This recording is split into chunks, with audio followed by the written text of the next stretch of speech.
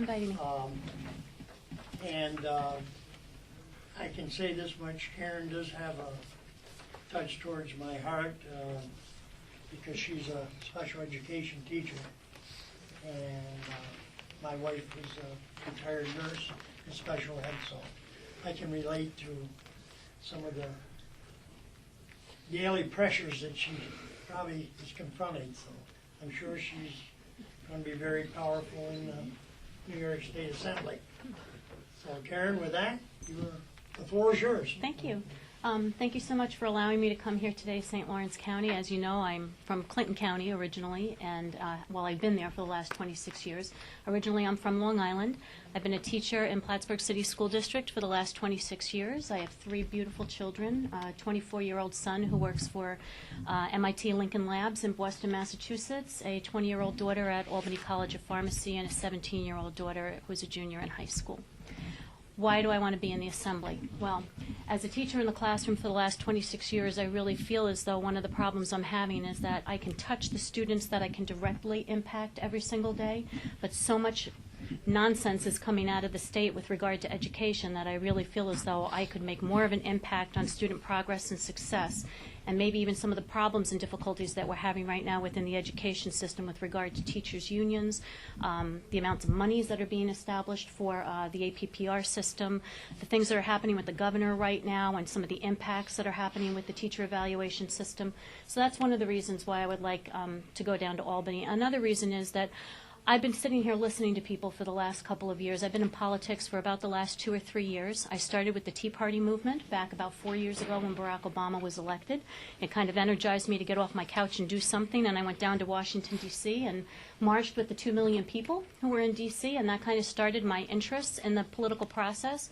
And so I got involved in Unity, which was the Upstate New York Tea Party Association. And then from there, I kind of capitalized on a couple of different opportunities to work with some people, Doug Hoffman, I believe your next candidate, Dave Kimmel, and then also with Carl Palladino. So that got me into the political spectrum. And then in between all of that, Kirsten Gillibrand was running against 3 men from downstate. And I really felt that Kirsten needed to be neutralized by a woman from upstate New York. And I waited for quite a period of time for that woman to step forward. And when she didn't, I decided, okay, I could sit here and complain all the time, or I could actually venture out and do something about it. So I did. And I sought the Republican endorsement, for Kirsten's position. And we only managed to get about 7,500 signatures of the 15,000 which were necessary, but I did that while I was teaching, actively teaching, and without any committee support because I entered the race very late. So that was my first step forward into the process. 2 minutes is up. Thank you all. Okay. Questions? Sure. Mark, you be in education? Do you have anything in particular you'd like to ask Karen? What is it that you feel you could do for education? I've sat down with several superintendents across the district, one in, 2 actually in Clinton County, and then I spoke on the phone with one from Franklin County. And then I sent a questionnaire out to one from Pierpont School District. Didn't hear back from him. But when sitting down and speaking with the superintendents, what was really clear to me is that the people who are involved in the system right now really know where the system's broken. And they're not being listened to by the people down in Albany. They have a plethora of ideas. I mean, they were able to give me all sorts of interesting things that could be done to save monies right now in the state of New York with education. And interestingly enough, one of the top things that they spoke about was getting rid of as many superintendents as we have in New York State. Every single one of them told me that they could do multiple school districts at the same time, that you don't need a separate superintendent for every school district, and that would just, would solve a whole host of problems. So between that and the unfunded mandates that Governor Cuomo tells us he still isn't sending us, yet each and every one of those superintendents sent me a list of things that they had already happened this year after the promise that no more were going to happen. So I think that just pulling together all of that data from the people who are in the field on how to save money within the field would really be powerful, and nobody's listening. He even spoke to the fact that they are required to fill out paperwork on things that don't happen in the state of New York. Instead of waiting for an incident to happen, they have to fill out paperwork about things that don't won't happen. So he said, that's ridiculous. It's like a triplicate form. It has to be done 3 times a year. He says it's a total waste of my time and energy and staff. But those were just small little examples, but they were really powerful. Yeah, they were great examples. And then he said also the bureaucracy in Albany, the state ed department, they don't even line up their calendar with the school's calendar. So they actually one year had students taking exams while they were on vacation.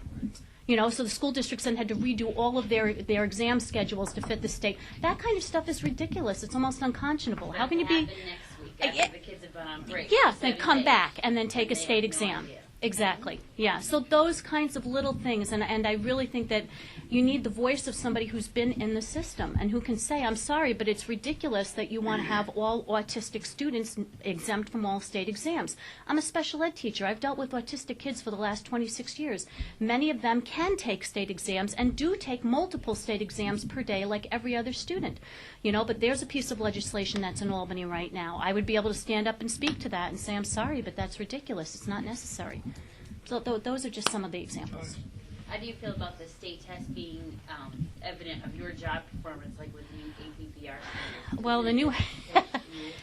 Yeah. Yes, it does. As a matter of fact, I'll give you a little example. They had all of us teachers sit in a room, and they had these words all over the room, and they had like acceptance, denial, anger, all this stuff.